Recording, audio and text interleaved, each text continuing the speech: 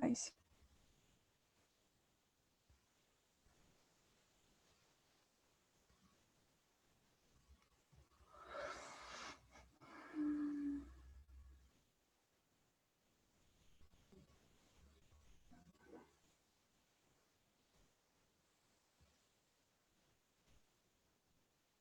Ya. Entonces, ¿estamos listos para partir? ¿Me escuchan? ¿Sí? ¿Se escucha? Sí, Ya, se escucha. Súper. Muchas gracias a todos por estar aquí con nosotros hoy.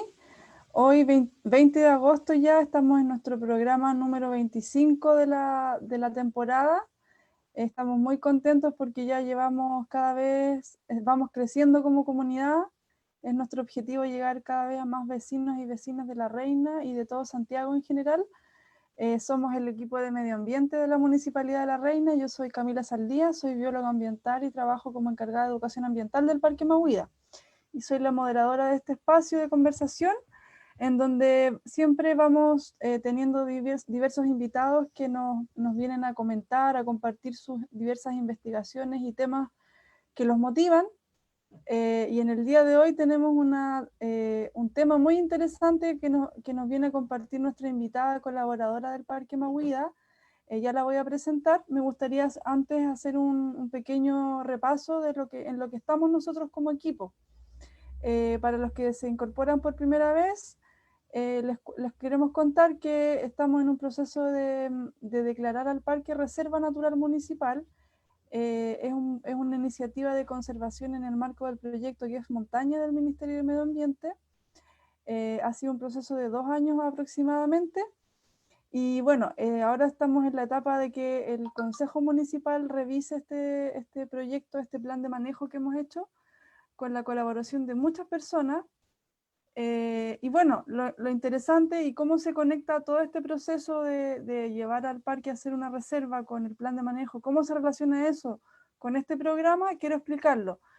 Dentro del plan de manejo, el plan de manejo es un instrumento que nos permite gestionar el parque y en el fondo tener una mirada más estratégica y de largo plazo con respecto a la precordillera que está dentro de la comuna. Bueno, y en este plan de manejo existe lo que se llaman los objetos de conservación, de acuerdo a la metodología que se emplea.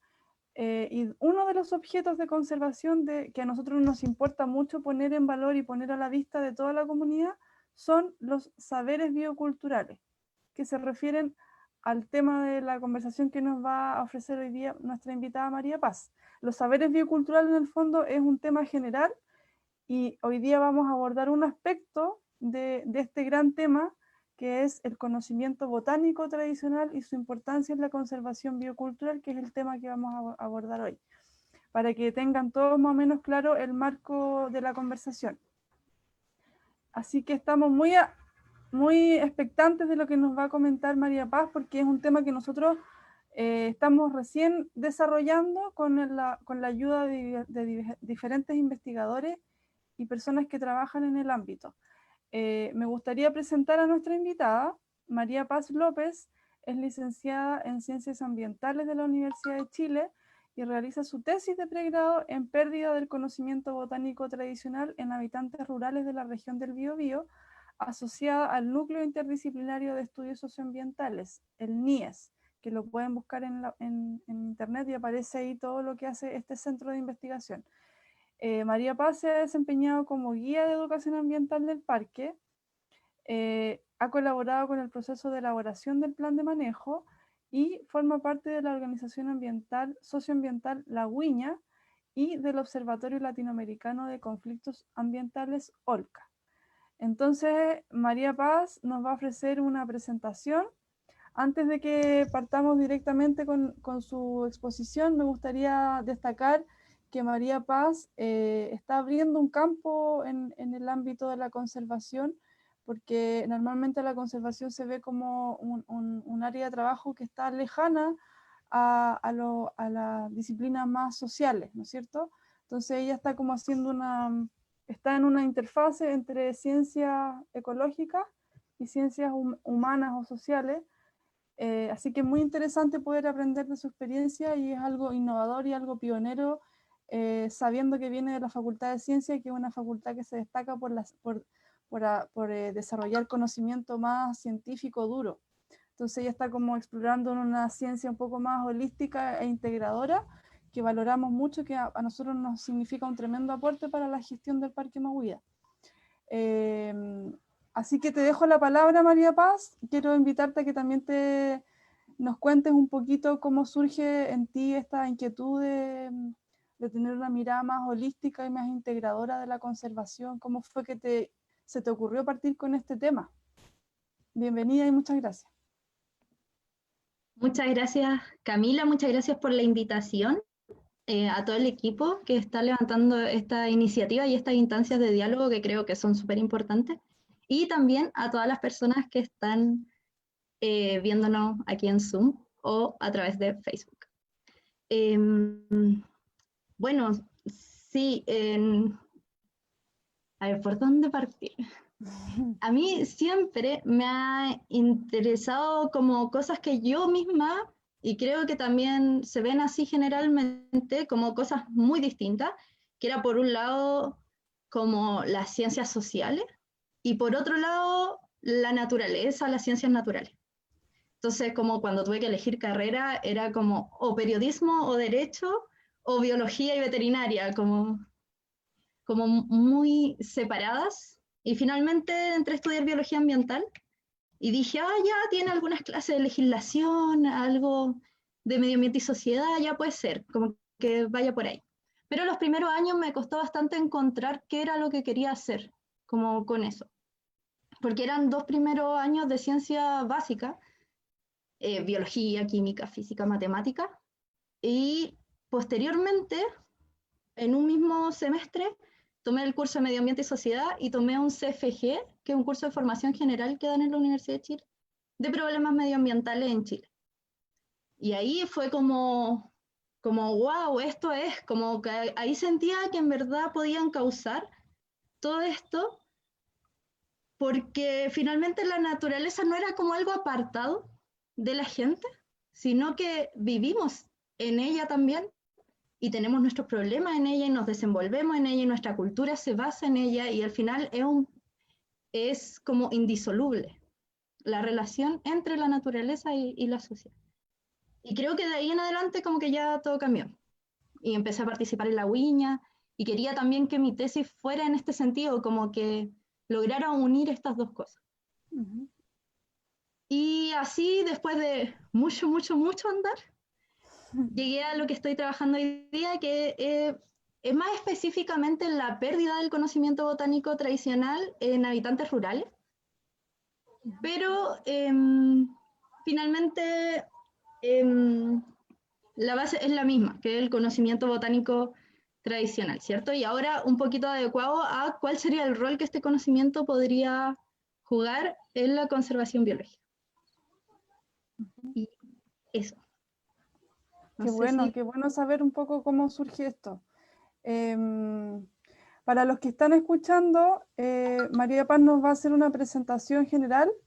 Les voy a pedir que cuando tengan algún comentario o duda pueden plantearla por el chat y yo la puedo ir leyendo, y al final vamos a abrir un espacio más participativo. De hecho, vamos a abrir la palabra para que comenten sus impresiones, comenten sobre el mismo tema, y pueden abrir su micrófono al final. Vamos a partir, así que atención, micrófono en silencio. Te escuchamos, María Paz. Súper, gracias. Entonces, voy a compartir mi pantalla.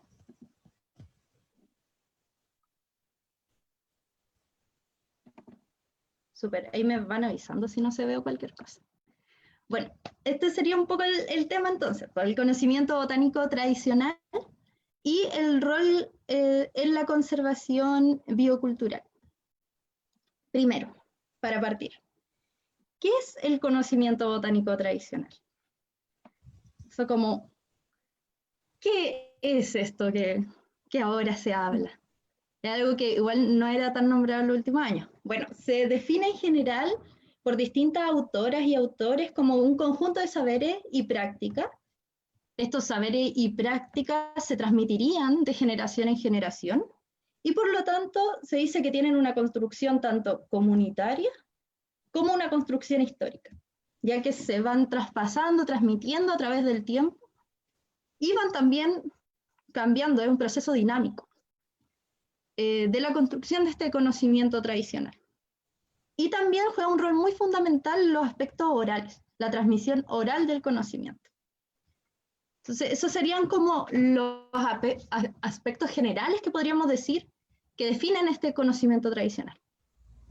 Pero bueno, hay muchos conceptos también relacionados con esto, el conocimiento local, el conocimiento indígena, saberes populares, hay como otros saberes sobre la naturaleza, el conocimiento ecológico, hay un montón de conceptos que finalmente definen más o menos lo mismo.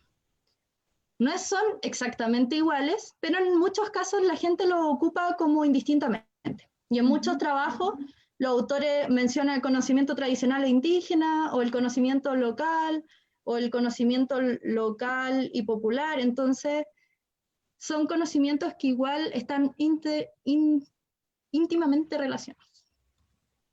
Pero veamos, en esto voy a hacer algunas como apreciaciones de dónde se pone el foco. Por ejemplo, en los saberes populares se relaciona mucho como con el folclore y se pone el foco en las personas que en el fondo generan un conocimiento conjunto. Entonces, en eso se pone como el foco cuando se habla de saber popular. Por el contrario, en el conocimiento local se pone el foco en el lugar en específico, donde se genera y se co-crea y se transmite este conocimiento. El conocimiento indígena pone el foco en los saberes ancestrales de los distintos pueblos indígenas, mientras que el conocimiento tradicional se puede decir que está un poco más enfocado en el aspecto de esta construcción histórica y como dinámica intergeneracional que tendría el conocimiento. Pero igual todos tienen esos elementos de que es un conocimiento que se crea a través del tiempo, se va transmitiendo de generación en generación, tiene tanto un aspecto como, se podría decir, como de saber o teórico, y un aspecto práctico del conocimiento. Y ahora el conocimiento botánico tradicional entonces sería el conocimiento de las plantas. Entonces este conocimiento, estos saberes, estas prácticas en torno a las plantas. Y hay algunos ejemplos que voy a mencionar acá de cosas que no sé si habrán escuchado, pero a mí me pasaba cuando era chica y pasaba al lado un litre, lo primero que me decían era, tienes que saludarlo. Entonces yo tenía que decir, buenas tardes, señor litre, y pasar. Y eso es algo que está mucho en los dichos que usamos, que en el fondo reflejan un poco estos conocimientos botánicos. Y es porque el litre en algunas personas produce alergia. Entonces, para evitar esta alergia, se decía que había que saludarlo, ser amable, y así no te daba alergia al litre. Otro dicho que se ocupa mucho y que también es una expresión de estos conocimientos es el de este arbolito, o esta plantita, en verdad, el natre. No sé si ya saben a qué dicho me refiero, pero es más malo que el natre. O sea, yo nunca he comido natre, nunca he tomado agua de natre, pero sé que es mala y me lo puedo llegar a imaginar incluso. Entonces, eso tienen estos conocimientos, se va traspasando y a través de estos dichos, de decir algo, no, este es malo, es más malo que el natre, alguien que nunca ha tomado natre, en su cabeza sí puede imaginarse y sí puedo sentir lo malo que es, lo amargo que es, aunque yo en sí misma no lo haya vivido. Entonces ahí hay un traspaso oral de una experiencia que si bien yo no he vivido en carne propia, sí me ha sido transmitida a través de este tipo de dichos o saberes. Bueno, a todo esto el natre se ocupa para bajar la fiebre, entonces por eso era muy usado, sobre todo en niñas y niños cuando están enfermos, se les da el agua del natre y es muy, muy amarga, por lo que dicen, porque yo no la he tomado, pero dicen que es buenísima. O a mí al menos las personas que sí la han tomado dicen que es muy buena. Uno toma agua de natre y el otro día se sentían maravillosos. Y acá tenemos otro ejemplo, que esto ya es con el Coyihuay, y un poco más antiguo, nos vamos a ir a los anales de la revista chilena Historia Natural, que dentro de sus páginas se hacía un análisis de una resina lechosa que tenía el Coyihuay, que decían que se usaba para envenenar flechas. Y los indígenas usaban estas flechas envenenadas para combatir a los invasores. Entonces se leía entre estas páginas que las puntas de las lanzas se envenenaban con el jugo lechoso de los Coyihuayes. Entonces ahí tenemos otro saber tradicional, ¿cierto?, de uso de esta planta, que además tiene asociado todo un tratamiento, no es llegar y usar la resina, tiene que haber cierto tratamiento para que funcione como veneno. Y en la revista chilena Historia Natural hay varios trabajos que hacen comparaciones con fermentación de esta leche y viendo así como cuál era la cantidad exacta que había que hacer y qué tan venenosa realmente es, y probando algo que las comunidades indígenas ya tenían anteriormente y sabían perfectamente cómo hacer. Bueno, entonces, como se vio en esos ejemplos, estos conocimientos, conjunto de saberes y prácticas son muy, muy variadas y van desde poder nombrar una planta, poder reconocerla, poder saber sus usos, ya sean usos generales, por ejemplo, no, esa se ocupa como medicina, o algo muy específico como, no, esa sirve para la diabetes, o esa sirve para bajar la fiebre en específico. También, ¿dónde encontrarlas? O sea, estas plantas que podemos saber sus nombres, podemos reconocerlas, ¿dónde las vamos a buscar? ¿Dónde están? Saber cómo prepararlas. Y eso, sobre todo esto se da para las plantas medicinales o alimenticias.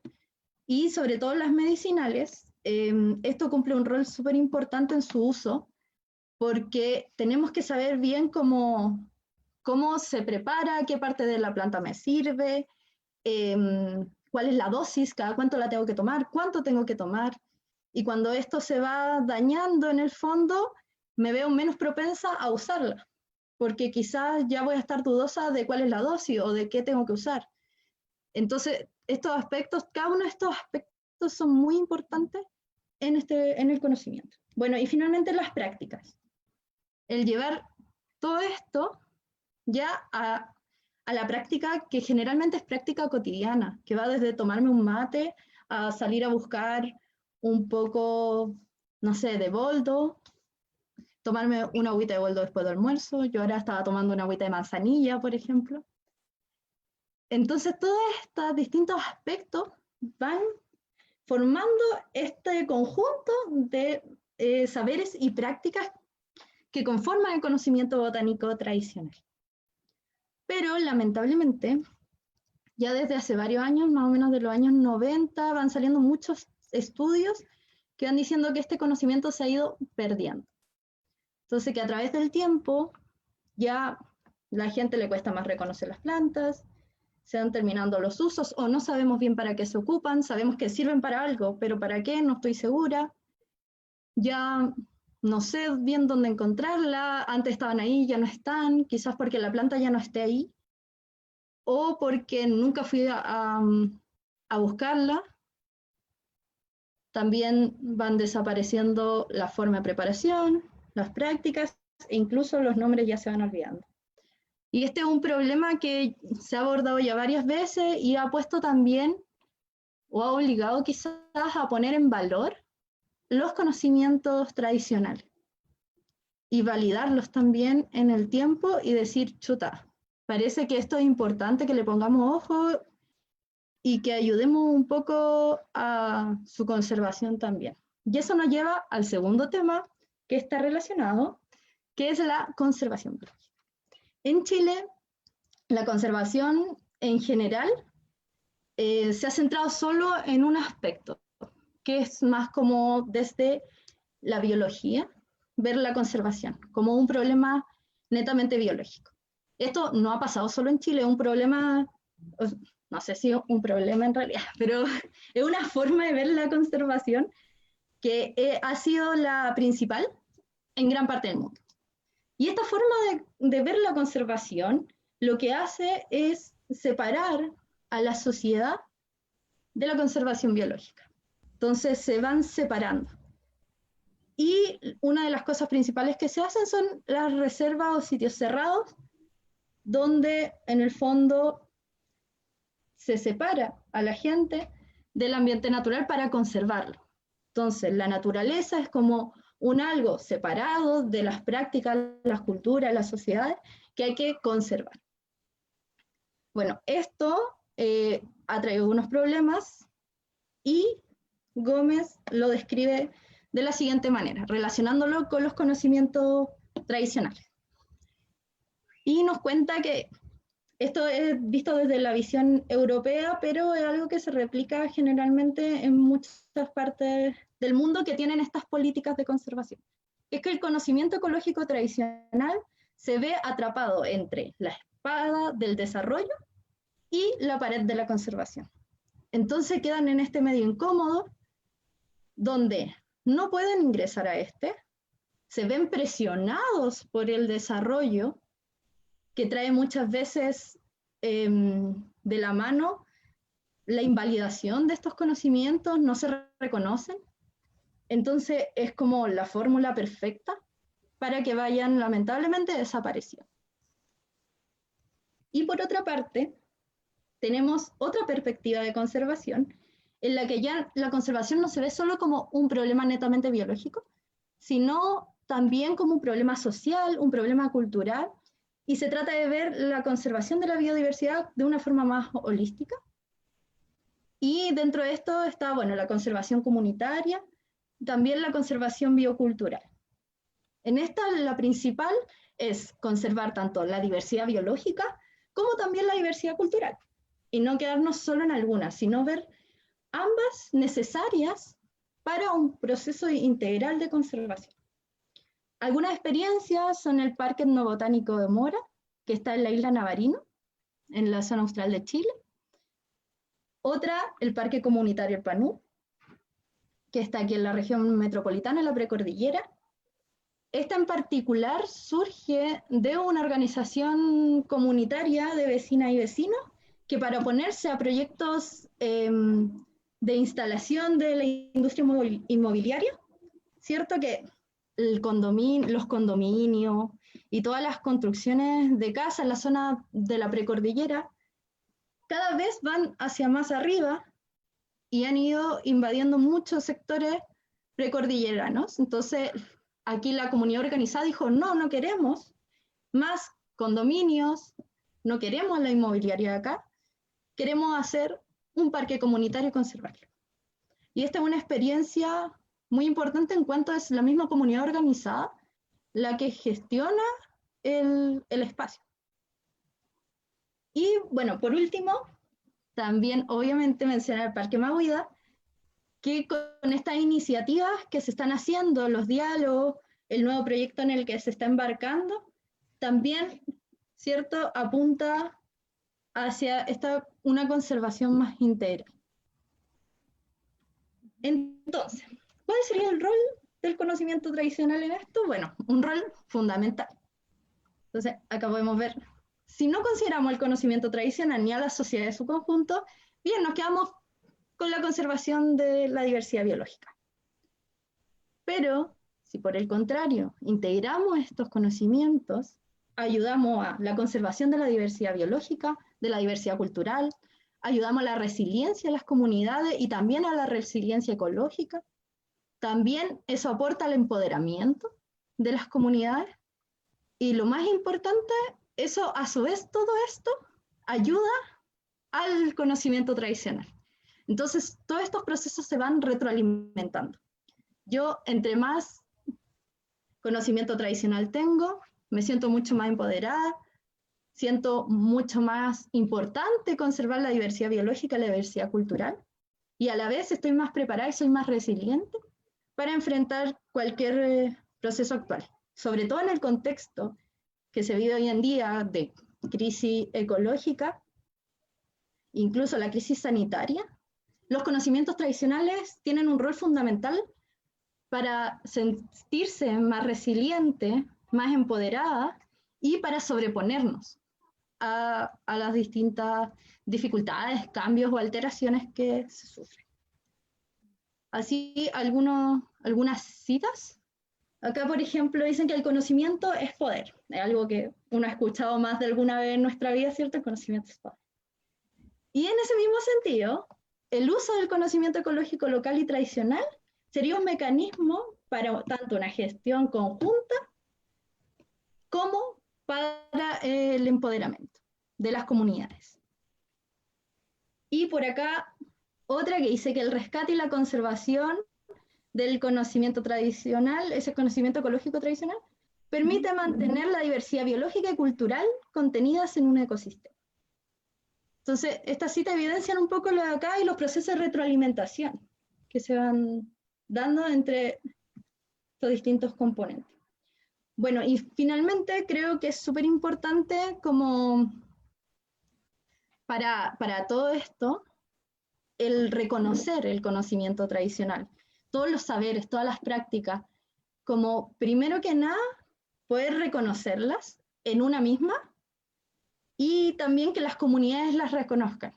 Muchas de nosotras y nosotros tenemos ciertos conocimientos que no han sido traspasados y que a veces no somos conscientes de ellos. Entonces, lo primero es que seamos conscientes, que las comunidades sean conscientes de ese conocimiento que sí tienen, que nosotros como personas también lo seamos, y luego se ponga en valor esto, que se valorice el conocimiento, y también un factor muy importante que tiene que ver con el empoderamiento es el poder de decisión de las comunidades. Como que esos son 3 factores, yo creo, pilares fundamentales para la conservación del conocimiento tradicional. Que podamos reconocerlo, valorarlo y también tengamos poder de decisión en nuestros territorios. Porque si cualquiera de esas empieza a fallar, las otras también van cayendo. Entonces, para retroalimentarlas necesitamos que ambas, o sea, las 3, estén en sintonía. Y eso, muchas gracias. Súper. Tengo anotado... sí. No, para terminar nomás, preguntas, comentarios, y lo que me gustaría mucho, como decía la Cami antes, es que pudiéramos abrir las palabras y que la gente pueda compartir su experiencia, que creo que es algo muy importante, como pensar como, yo sé que cada persona que está aquí tiene un conocimiento botánico tradicional dentro suyo. Entonces, y creo que lo más importante es eso, como que lo visualicemos, reconozcamos nuestro propio conocimiento de nuestras madres, nuestras abuelas, nuestros abuelos, y que lo compartamos, porque también esa es una forma de validación. Entonces, eso. Muchas gracias. Se abre entonces la palabra al público. Pueden hablar, tengo el chat acá a la vista, pueden decirme yo quiero hablar y les doy la palabra, para hacerlo más ordenado. Y hay alguien que está levantando la mano. Dice Octavia Barra. ¿Puedes abrir tu micrófono?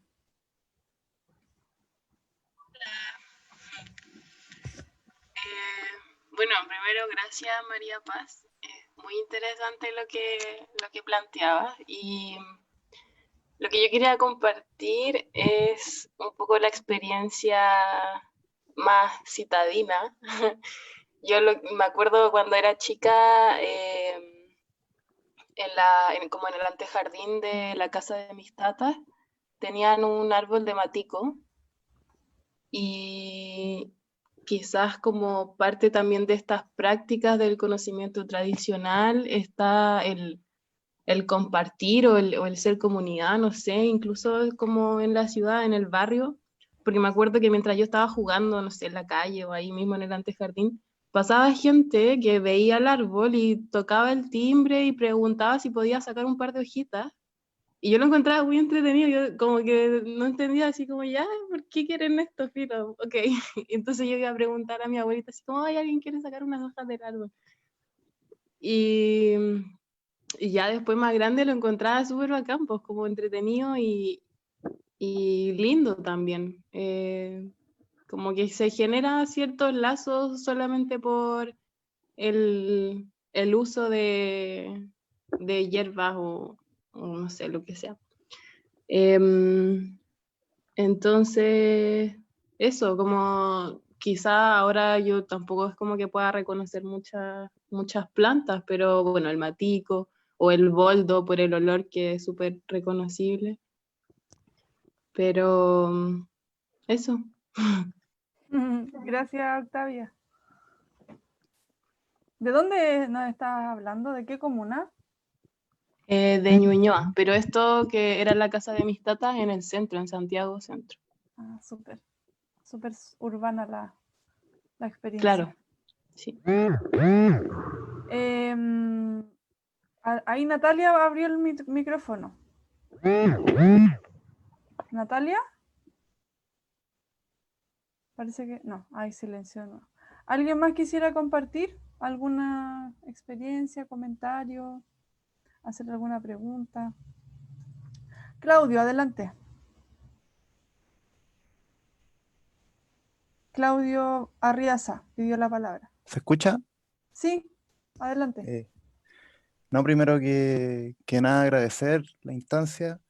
A María Paz también, es súper interesante la temática que está tratando.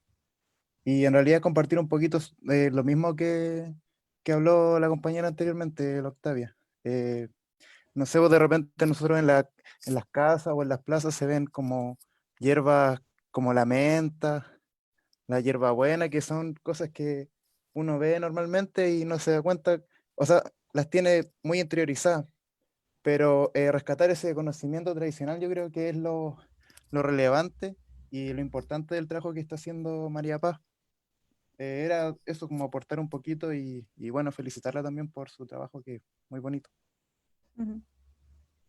Gracias, Claudio. Gracias. ¿Alguien más? Yo tengo algunas preguntitas ahí bajo la manga. Se abre el micrófono. Voy a revisar. No sé, María Paz, si revisamos el Facebook por si hay alguna pregunta. Ya. Ojalá que no se me acople el sonido. De todas maneras, quería comentar algunos conceptos, que nos pudieras como explicar algunas pequeñas cosas. De todas maneras, quería...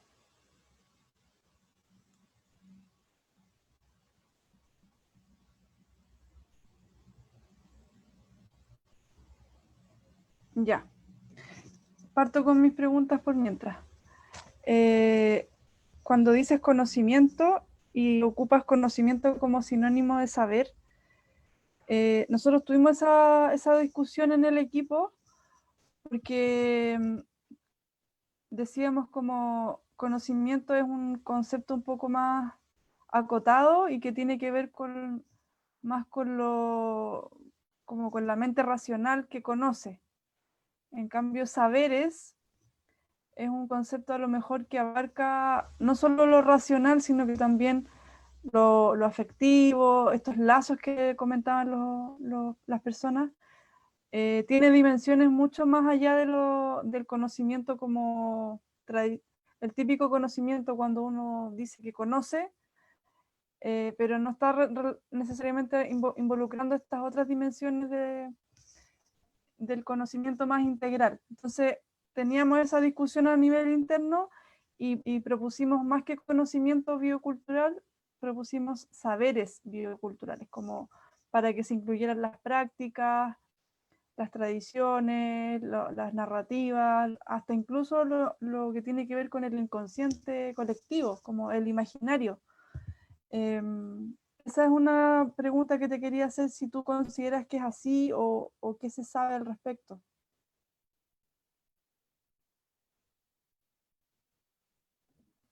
Ya, ¿respondo al tiro?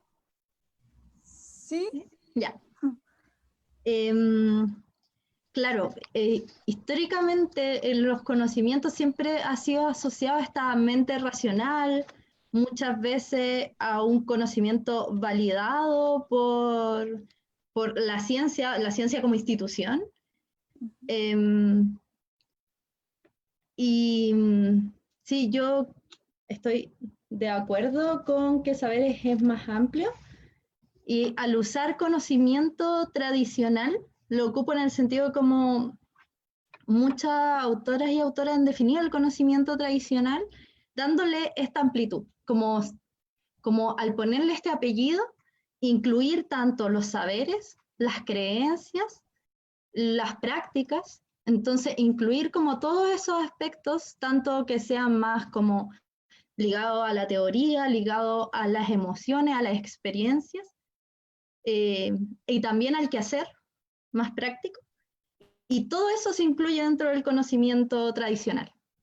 Entonces, en ese sentido, ese término incluiría todos esos aspectos.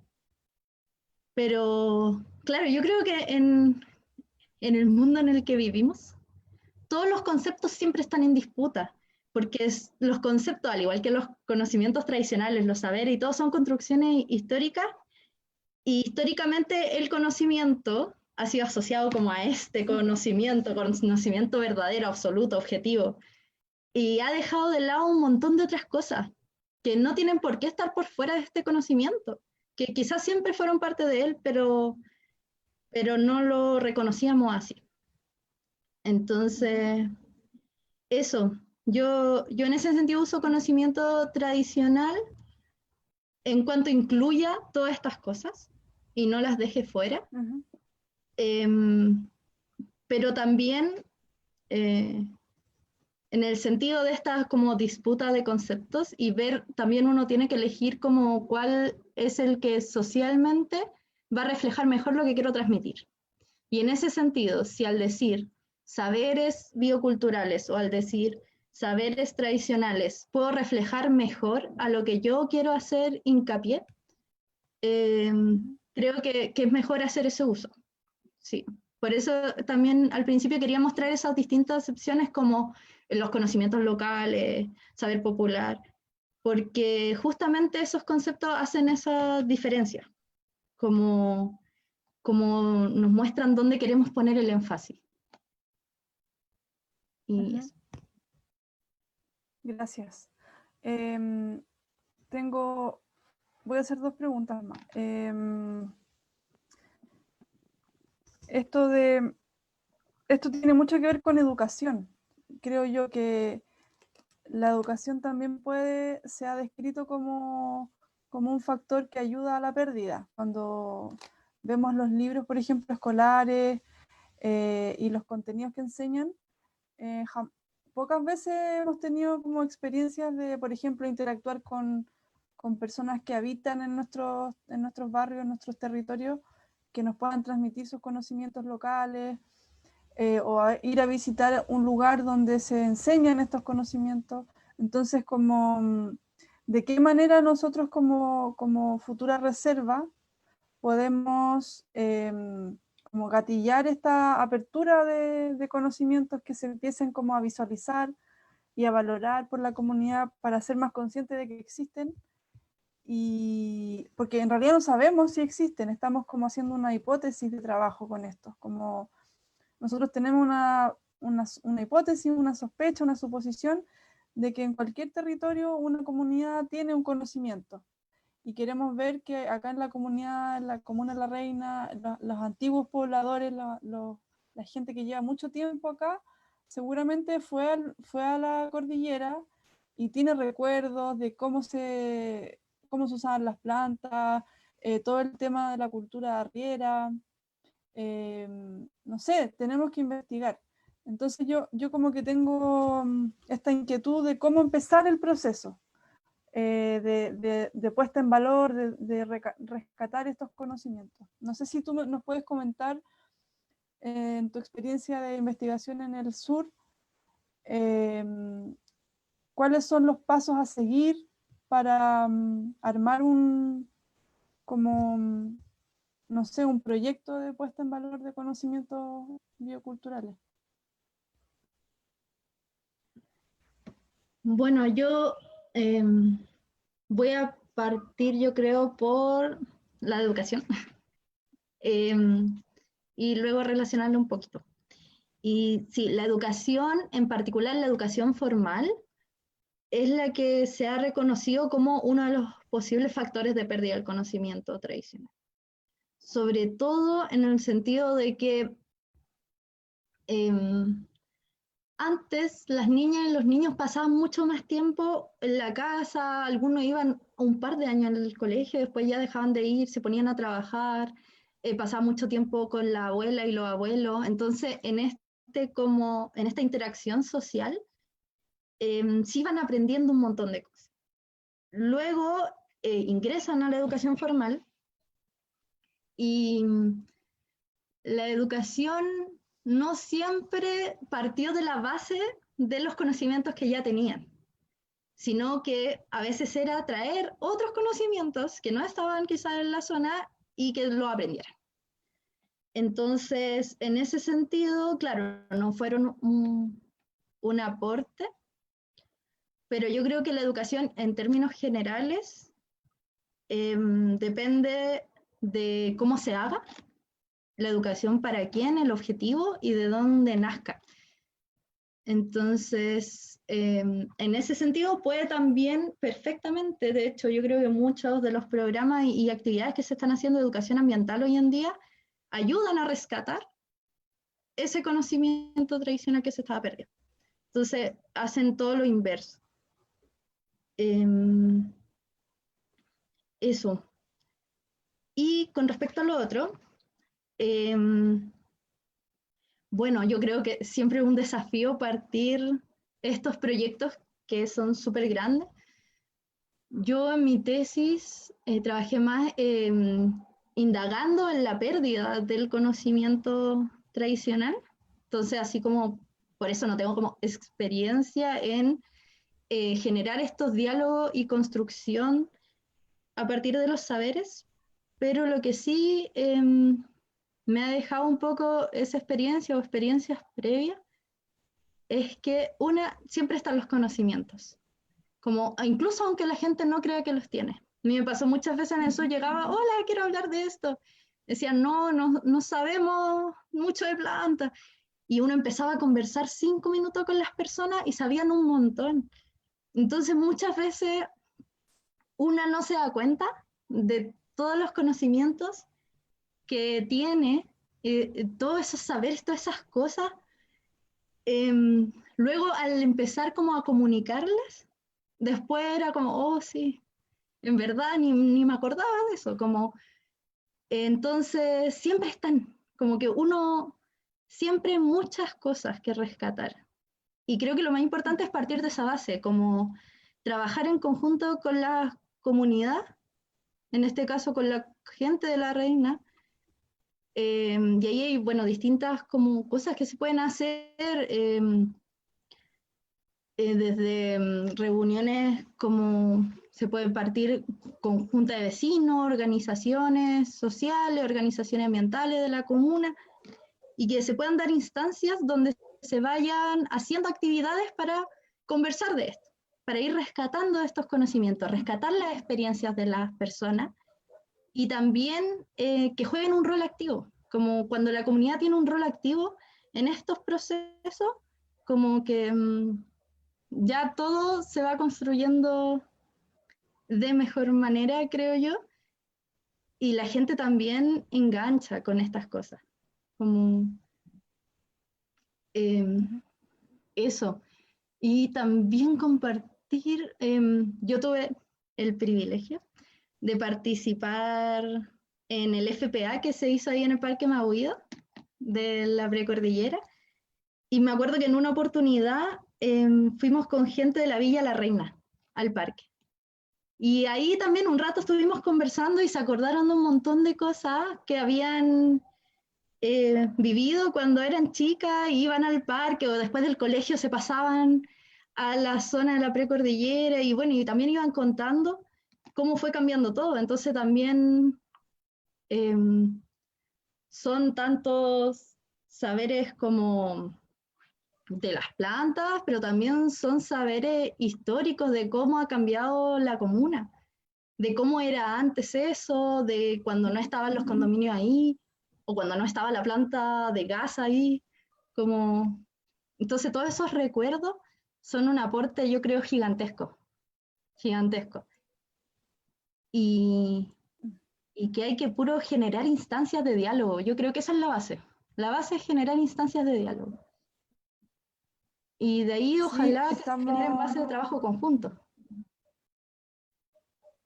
Sí, quiero recordar que en el programa anterior estuvimos con un vecino de La Reina que lleva 45 años viviendo acá y escribió un libro sobre la historia de la comuna, que se llama Carlos Álvarez. Él escribió el libro de Ñuñoa La Reina, como rescatando el patrimonio cultural e identidad de La Reina. Entonces, estamos como, yo creo, encaminados en lo que tú decías, como de ir trabajando con los habitantes, haciendo un diálogo y como descubriendo como esta identidad o este patrimonio. Entonces, ahora lo que falta es como un método, yo creo, de trabajo más sistemático y como declarar abiertamente que ese es nuestro objetivo, como poder hacer más visibles estos conocimientos, que estos conocimientos son importantes, son identitarios y que contribuyen al cuidado de nuestro hábitat. Entonces, animamos a todos los que nos escuchan a sintonizar con este gran objetivo, que si bien es del proyecto del parque, pero también es una práctica que se puede ir desarrollando en cualquier comunidad para aportar a la conservación de cualquier ecosistema, porque en el fondo es como compartir una visión respecto del territorio, de cómo queremos cuidarlo. Así que estamos súper agradecidas y en nombre del equipo de todo lo que nos has compartido, quiero abrir de nuevo el micrófono por última vez antes de despedirnos. Veo ahí a nuestra colaboradora Rosa Flores y no puedo evitar decir que la saludo y que es muy importante que ella esté acá por lo que estamos haciendo con esta iniciativa de querer hacer del parque un parque más que contribuya más al bienestar no solamente de los árboles y aves y plantas, sino que de la gente, de los seres humanos, que les haga más sentido el parque y que tenga una función social mucho más importante.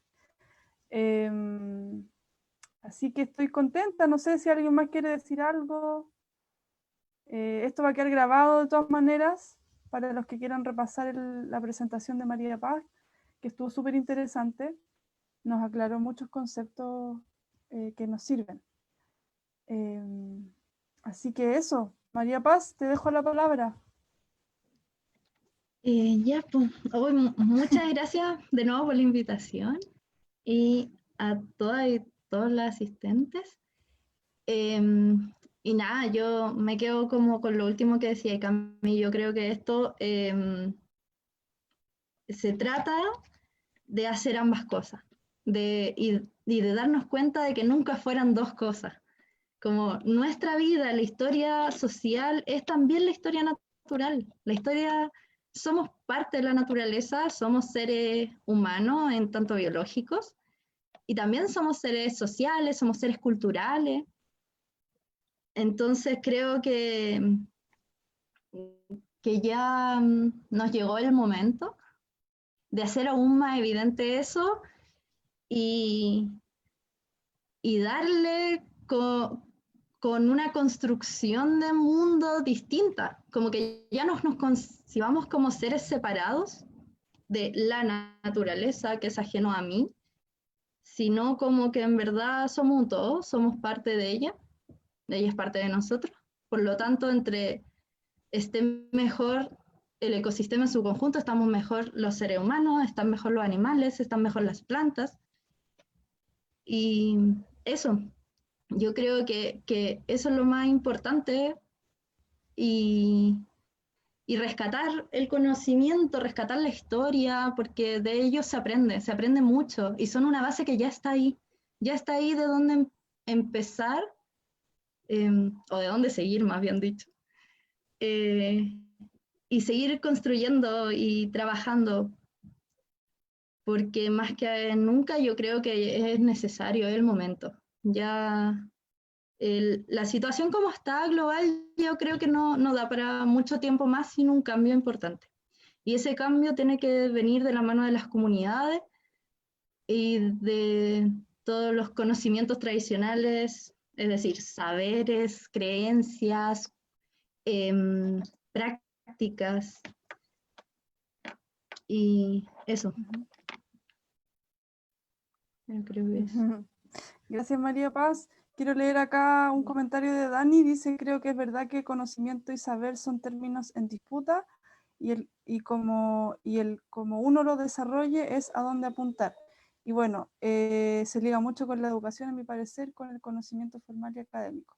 Rosa Flores nos felicita, dice que este ciclo está bueno, es un aporte a la comuna y en general para el territorio. Gracias, Rosa.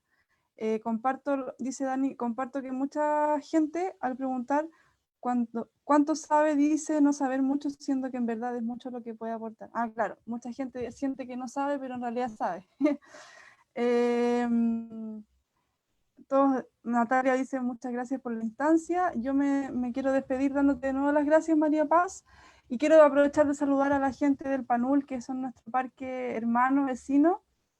Y no sabía que estaba considerado como un parque, es un parque comunitario, entonces es súper importante poder aprender de la experiencia del Parque El Panul.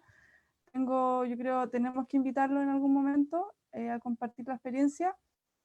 Y bueno, y con el Parque Mora también estamos en conversaciones, pero la próxima semana de hecho vamos a tener a un invitado del sur compartiéndonos la experiencia en relación al monitoreo de aves del Parque Mora. Así que están súper invitados todos. Martes 25 y jueves 27 tendremos 2 invitados pajareros del sur. Así que un abrazo, que estén muy bien y nos vemos la próxima semana. Chao, chao. Muchas gracias, chao.